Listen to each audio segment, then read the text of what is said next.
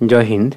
আজ আমরা ষষ্ঠ শ্রেণীর লেসন 9-এর একটি কবিতা I will go with my father a ploughing by Joseph ক্যাম্পবেলের লেখা এই কবিতার স্ট্যাঞ্জা 3 পড়ব। এর আগে আমরা স্ট্যাঞ্জা 1 এবং স্ট্যাঞ্জা 2 পড়েছি। তার আগে আমরা লেখকের পরিচিতি জেনেছি। আমরা স্ট্যাঞ্জা 1-এ দেখেছি যে বাচ্চাটি তার বাবার সঙ্গে মাঠে যাবে, গিয়ে চাষ করবে। চাষ করে তার যে অনুভূতি, পাখিরা আসবে, সে তাদের গান শোনাবে, তার বাবাও গান করবে, প্লাউ সং এ সমস্ত করবে, আমরা স্ট্যাঞ্জা 1-এ জেনেছি। স্ট্যাঞ্জা 2-তে দেখলাম যে বাচ্চাটি তার বাবার সঙ্গে গিয়ে বীজ বোনার কাজ করবে এবং সে বীজ বুনতে বুনতে বিভিন্ন রকম গান করবে, বিভিন্ন পাখিরা আসবে, ঠিক আছে, তাদের গান শোনাবে। এগুলো আমরা স্ট্যাঞ্জা 2-তে দেখেছি। আজ আমরা দেখব স্ট্যাঞ্জা 3-তে কী লেখা আছে এবং বালকটির যে অনুভূতি সেটা আমরা স্ট্যাঞ্জা 3 থেকে জেনে নেওয়ার চেষ্টা করব। এখানে দেখো বাচ্চাটি কী বলছে, বলছে আই উইল গো মানে আমি অবশ্যই যাব উইথ মাই ফাদার আমার বাবার সঙ্গে। আর রিপিং, রিপিং মানে কি?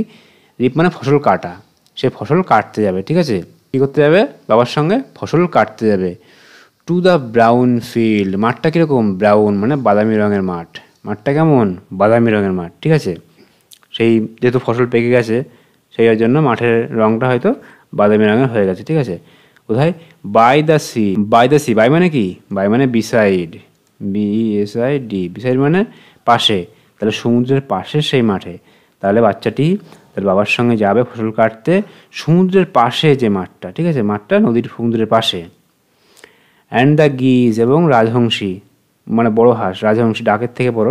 অ্যান্ড দ্য গিজ, অ্যান্ড দ্য পিজিয়ান্স এবং পায়রা, অ্যান্ড দ্য স্প্যারোস এবং চড়ুই পাখি।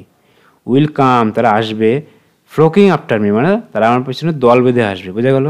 তাহলে geese, pigeons and sparrows will come flocking after me, তারা আমার পেছনে আসবে দল বেঁধে, একসঙ্গে অনেক করে আসবে, ঠিক আছে। আই উইল সিং আমি গান শুনবো, টু দ্য ওয়ারি রিপার্স মানে ওয়ারি মানে কি? ক্লান্ত, খুব টায়ার্ড, যারা নিশ্চয়ই যারা ফসল কাটে তাদের কাটতে কাটতে কষ্ট হয় অনেক, তাই না? তাহলে সেখানে প্রচুর যারা ক্লান্ত, যারা কষ্ট মানে কষ্টের মধ্যে আছে সেই সমস্ত রিপার, রিপার মানে কি? যারা ফসল কাটে, ঠিক আছে, তাদের বলা হয় রিপার। তাহলে যে সমস্ত চাষিরা ফসল কাটছে আমি তাদের গান শোনাবো। তাহলে I will sing to the weary reapers, আমরা সেই ক্লান্ত চাষিদের আমরা গান শোনাবো। উইথ দ্য রেন, রেন এক ধরনের পাখি, ঠিক আছে। With the rain in the heat of the sun মানে সেই সূর্যের প্রখর তাপে, কারণ মাঠে তো রোদ পড়ে, ফাঁকা মানে ছায়া জায়গা নেই। এবার সেই সূর্যের তাপে তো মাঠে সমস্ত জায়গায় গরম খুব, তাহলে বলছে উইথ দ্য রেন, সেই রেন পাখির সাথে, ঠিক আছে। In the heat of the sun মানে সূর্যের সেই যে আলো, সেই তাপে, সেই তাপের মধ্যেও মানে প্রখর তাপে সেই বাচ্চাটি গান শোনাবে, ঠিক আছে।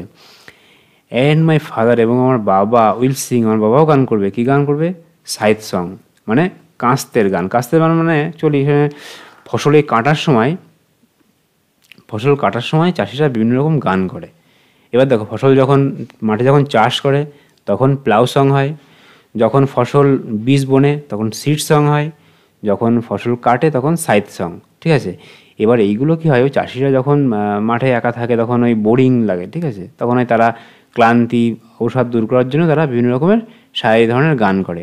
তো এখানে এটা কি চাষিরা সাধারণত এই ফসল কাটার সময় যে গানটা করে সেটা কি? Scythe song. That joys for the harvest done, that joys সেই গানটা কি? মানে গানটা খুব আনন্দ দেয় তাদের, ঠিক আছে। That joys for the harvest done মানে ফসলটা যখন কাটা হয়ে যায় তখন তাদের খুব আনন্দ হয়। তাহলে দেখো দ্যাট জয়েস সেটা কি হয়? খুব আনন্দের হয়, ঠিক আছে। ফর দ্য হারভেস্ট ডান যখন ফসলটা পুরো সংগ্রহ হয়ে যায় তখন খুব আনন্দ হয়। তাহলে আমরা এই স্ট্যাঞ্জা 2 থেকে আমরা মোটামুটি পড়ে বুঝতে পারলাম যে এখানে বাচ্চাটি ওই ফসল কাটতে যাবে বাবার সঙ্গে এবং তখন তার যে অনুভূতি সেটা। এখানে দেখো পরীক্ষায় প্রশ্ন আসতে পারে যে এখানে মাঠটা কেমন, মাঠটা যখন ফসল কাটতে যাচ্ছে তখন মাঠটা কেমন? তখন ব্রাউন ফিল্ড, বোঝা গেল? এখানে কোন কোন পাখির নাম আছে, ঠিক আছে। 1 গিস, 2 হচ্ছে গিয়ে পিজিয়ান, 3 হচ্ছে স্প্যারো চড়ুই। তাহলে এই একটা পাখি, আরেকটা পাখি আছে কি? রেন, এই যে রেন একটা পাখি, ঠিক আছে। তাহলে এই 3-4টে পাখির নাম এখানে আছে। তারপরে আরেকটা প্রশ্ন আসতে পারে যে এখানে ফসল কাটার সময় কী ধরনের গান হয়? ফসল কাটার সময় এই সাইথ সং হয়, ঠিক আছে। তারপরে দেখো এখানে আরেকটা জিনিস স্ট্যান্ডার 2 থেকে প্রশ্ন আসতে পারে যে যখন ফসল বীজ বোনে তখন কী ধরনের গান হয়, তখন সিড সং হয়। তখন কি হয়? সিড সং, বীজ বপনকারীর গান। এবং এখানে কী কী পাখির নাম আছে?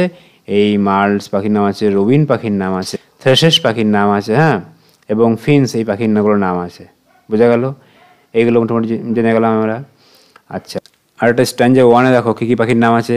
এই রুক্স পাখির নাম আছে, ক্রোস পাখির নাম আছে, সিগাল পাখির নাম আছে, ঠিক আছে। তারপরে এই লার্ক একটা পাখির নাম আছে, হ্যাঁ। তাহলে স্ট্যান্ডার 1-এ আমরা এই 4টে পাখির নাম পেয়েছি, ঠিক আছে। এবং দেখো আরেকটা জিনিস প্রশ্ন আসতে পারে, স্ট্যান্ডার 1-এ কী ধরনের গান করবে? যখন মাটি চাষ করবে তখন কী ধরনের গান করবে? তখন করবে প্লাউ সং, ঠিক আছে। প্লাউ সং, চাষের গান এটা করবে। এবার দেখো মোটামুটি আমরা স্ট্যান্ডার 1, স্ট্যান্ডার 2 এবং স্ট্যান্ডার 3 মোটামুটি সুন্দর করে বুঝতে পেরেছি। এবার আমরা যে অ্যাক্টিভিটিগুলো আছে অ্যাক্টিভিটিগুলো করব। তোমরা এগুলো ভালো করে পড়বে, দেখবে। যদি কারোর কোথাও সমস্যা হয় ঠিক তাহলে অবশ্যই কমেন্ট করে জানাবে, ঠিক আছে। সেভাবে আমরা ক্লাস দেওয়ার চেষ্টা করব, ঠিক আছে। দেখো প্রথমে এখানে আপলাউইং, যদি কোনো ভার্বিংয়ের আগে থাকে তাহলে দেখো এটা কি বোঝায়? বোঝা যাচ্ছে যে, ঠিক আছে, তাহলে সেটাকে লং টার্মের জন্য বোঝায়, ঠিক আছে। এখানে দেখো লেখা আছে I will go for ploughing with my father, আমি আমার বাবার সঙ্গে কাজ করতে যাব। মিনস এটার অর্থ কি বলছে?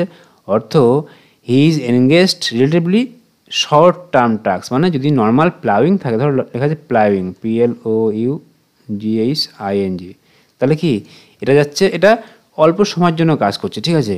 আর যদি বলে I will go with my father a ploughing, এটা মিনস কি লঙ্গার ডিউরেশন, মানে এই যদি এখানে থাকে তাহলে এটা অনেক সময় ধরে কাজটি চলবে। বোঝা গেল? একটা নোট নিচে দেওয়া আছে। তাহলে দেখো আপলাউইং, সিডিং, তারপর হচ্ছে যে রিপিং, মানে কি continuous for a long time, অনেক সময় ধরে কাজটি চলছে। তাহলে আমাদের মোটামুটি আমরা কবিতাটা যে বুঝতে পারলাম। পরদিন থেকে আমরা সমস্ত অ্যাক্টিভিটি এবং রাইটিংগুলো পরপর করব।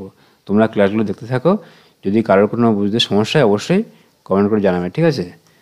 জয় হিন্দ।